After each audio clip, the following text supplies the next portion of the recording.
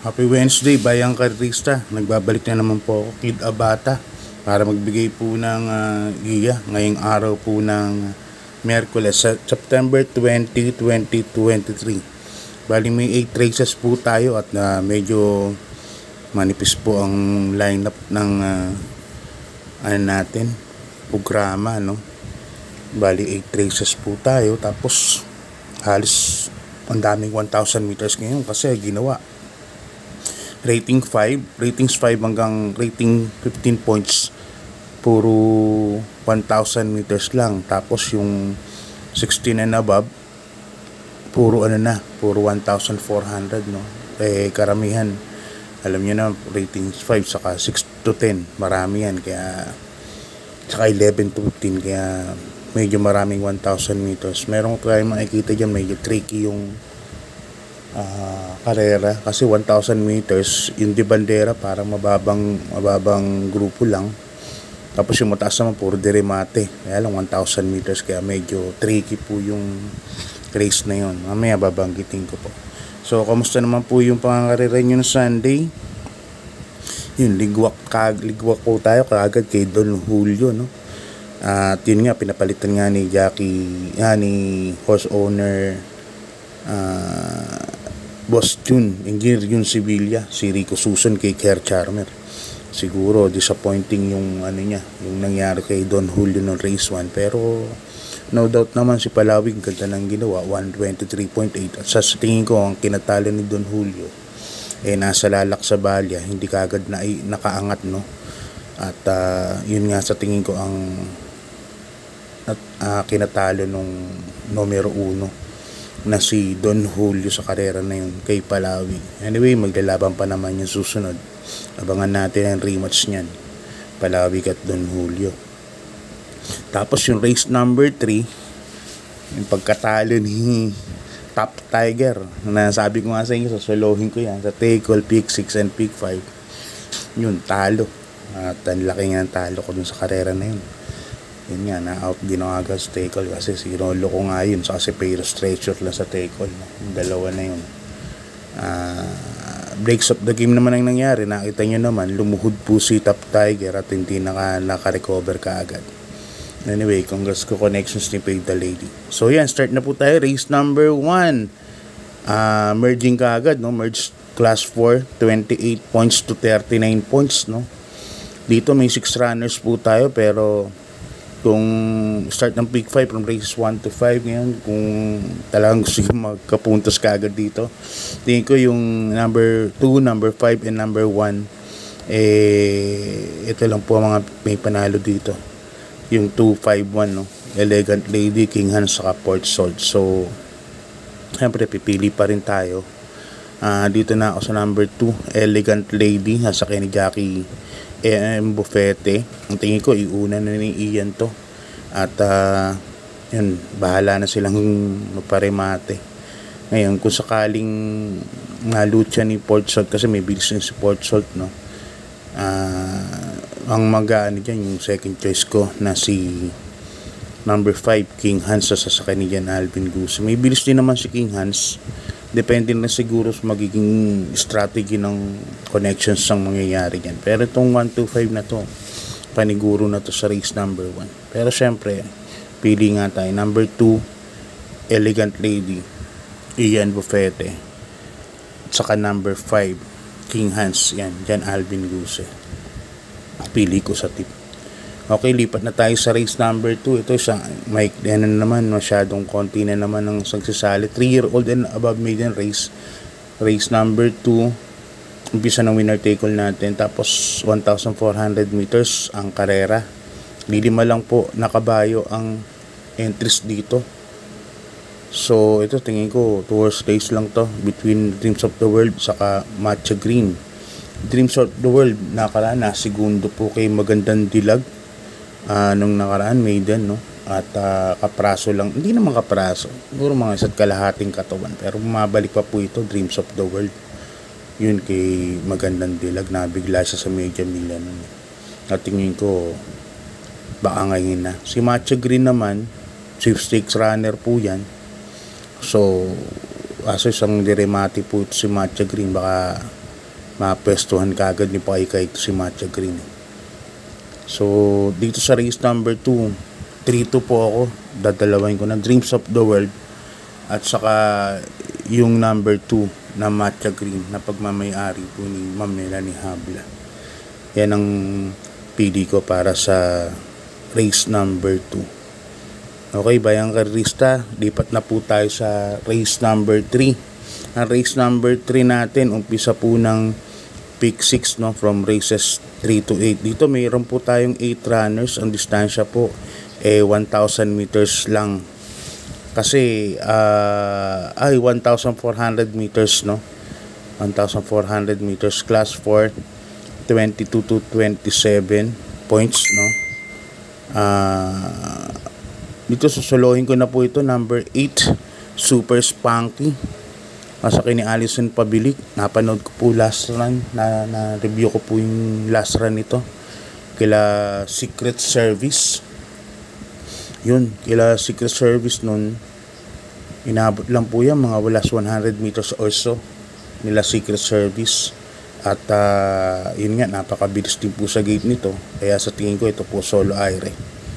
Ngayon, palakasan loob, solohin ko po ito, number 8, Super Spunky. Ngayon, ang forecast siguro, Go Aidan Go. Kung may protection siguro, si Go Aidan Go, number 2, sa ni BJ Guerra. Kasi, yun nga, 7-8 ang karera, 1,400 meters. Baka makaremata. Pero kalaban niya na rin naman nakaraan, inabot lang siya, metang-meta lang din ni Go Aidan Go nung time na yun. Kaya lang, hindi nakapagpahinga Super Spunky dahil ang daming humabol sila Guerrero Warriors. Kaya ngayon sa tingin ko solo aire. Nasa kanya na yung pacing na gawin ni Alison Pabilik. So yan, solo na po ako dyan, number 8, Super Spunky. Okay, bayang karisa, lipat na po tayo sa race number 4. 1,000 meters po ang karera, class 5, 6 to 10 points, no, split group. Yan, dito may 9 runners po tayo, tapos 1,000 meters lang ang karera. May isang nakalawak nga. Dito, first case ko, number 4, Fortress. Ayan, sa ni Jackie Pabs Cabalejo. Actually, pwede ko na nga isolo to no. Yung Fortress, sa tingin ko, take sa K2 bukas. Paglabas ng programa. 1,000 meters lang. Tapos alam nyo naman na napakabilis ng si Fortress. May 13.22 yan sa first 600 meters. So, tingin ko, solo aire yan. Si Golden Buzzer kasi medyo may bilis din, kaya lang nasa numero 1, baka mainip naman to. Kaya siya na rin ang ginawa kong second chase dito, si Golden Buzzer. Pero sa akin nalalamangan ako rito, number 4, Fortress. Okay, bali 4-1 ang pili ko dyan. Lipan tayo sa race number 5, another 1,000 meters na naman. Class 5, 11 to 15 points, no? Meron tayong 9 runners po dito. Another 1,000 meters na naman. May mabilis po dito. Advance Party, Galloping Go. Sa tingin ko, bakbakan po kagad to pagbukas ng gate. Andiyan pa Sweeping the West, isa ring mabilis. So, pili po tayo. First case ko, number 6, Cash is King. Sa kini Pau Guse, sa tingin ko, siya ang tatanglaw rito sa dalawa na to, yung 1 and Advance Party sa Galloping Goes paglarga, no. Siguro pesto, mga kwarto pesto o quinto pesto. Nandiyan ang aga dyan si Cassius King. Alam niya naman si Cassius King, may kalakasan po yan sa 600 meters, no. So, natingin ko nandiyan na rin po agad. Yan ang tatanglaw sa dalawa o kaya sa tatlo, si Cassius King. Kaya yan ang first case ko. Second case ko, yung mabilis na rin kasi nasa numero 1 nga, Advance Party. Nasa kay ni Jackie Noel Lunar. Nakita niya naman, mabilis talaga sa gate yung kabahay na yan. Kaya yan ang second choice ko. Lalagyan ko ng third choice na rin, number 3, Galloping Goes. Para medyo Okay, lipat tayo sa race number 6, Bayang Karerista. Class 5, 6 to 10 points, no? Split group, 1,000 meters na naman. Ito yung sinasabi ko, napaka-tricky ng karera. Kasi makikita mo, mabilis daginding, kapapanalo lang sa ratings 5 niyan. Medyo mababang grupo yan. Tapos, anti-collector, alam nyo na, mababa rin grupo niyan. Yan ang mga may bibilis dyan, no? Kaya ang pinili ko, mga Derhemate na medyo mataas naman ng grupo. Si Jawo, first choice, sasakay ni Allison Pabilik. Yan po ang first case ko. Maganda po ang numero. Number 7 po yan ha, hindi po 8. Number 7, Jawo. 7 po yan, Jawo. Ulitin ko po. Second case ko, number 3. Gaelic flavor na isang Derhemate rin. Sasakay ni Melmel Nahir. Ngayon, kung may kursunada po pa po kayo dyan, dagdag na lang po kayo. Pero ako 7-3 po ako. Okay, lipan tayo sa penultimate race. Bayang Karista, rating base class 4, 16 to 21 points, 1,400 meters po ang karera. Dito meron po tayong 10 runners. Penultimate race na. So dito first case ko, number 9, Runway 10. Yan, sasakay ni Jackie Boji Henson. Wala ako nakikitang medyo mabilis dito kundi siya lang, no? Kaya pag na-pacing siguro ni Boji ito, may hirapan na sila dito. Number 9, Runway 10. Second case ko, number 5, Melania. Ang sakay ng Jackie Jan Alvin Guse. Alam niya naman yung stable niyan, LABD stable, lagi pong palaban yan. Tapos Jan Alvin pa. Kaya magandang protection yan. Tapos lalagyan ko na rin ng third choice. Ito, may panalo rin to. Number 4, Nico's Favorite. Sasakay ni Jackie JB Hernandez. Kapag nalucha siguro yung 9, Runway 10, o masira nila yung pacing ng 9, yan, magkakaroon ng panalo po yan. Number 4, Nico's Favorite. Okay, Bayang Karista, lipat tayo sa last race, race number 8, class 5, 11 to 15 points, no? Yan, may Super 6 nga pala tayo dito. May 10 runners po tayo, 1,000 meters lang ulit. So ditong first case ko, number 3, Darna. Masakay ni Jackie JR de Ocampo. Si Darna medyo may bilis din po ng konti yan. Hindi man siya mauna dito, sa tingin ko nandun na rin kagad siya sa mga front runners, no? Yung number 3, Darna. At saka napahinga po itong kabayo na to. May 126 po yan sa 1,400. Tapos napahinga pa. Baka maganda yung pagkakapahinga nito. Kaya yan ang first case ko. Ang second case ko, yung batak na sa 1,000 meters, no? Yung number 4, Sky Lover. Nasasakay ni Jackie Allison Pabilik. Sky Lover, nanalo yan. Alam niya, maiden 1,000 meters. Kaya sa tingin ko, may panalo din po yan. Kaya yan, ang last race ko, 3 and 4, Darna at saka Sky Lover. Okay, shoutout muna po tayo, no?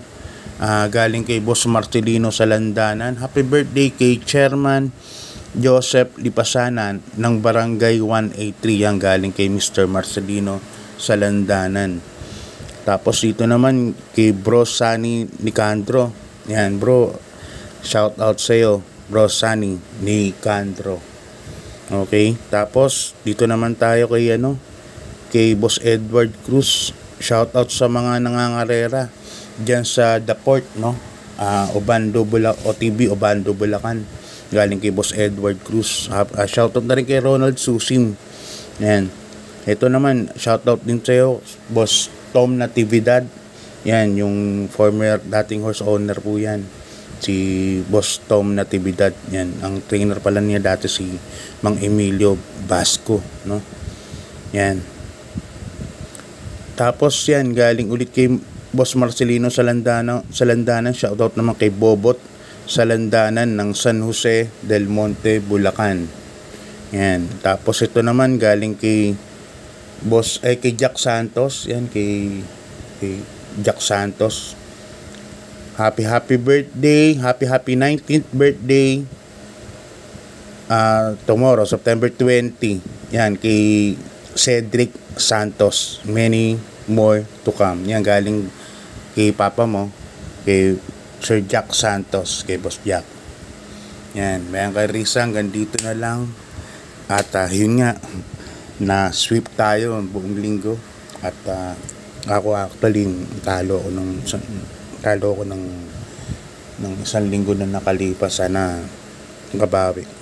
Anyway, kanina meron nga pala ibabalita sa inyo tungkol sa PASBet. Nagkaroon ng technical issue, pero ngayon ginagawa ng parami, in order na po sila. So kung napanood nyo yung kay Boss Edong na live, meron pong ginagawang bagong innovation po para sa fast bet. So tabayanan lang po announcement. God bless po at good luck po sa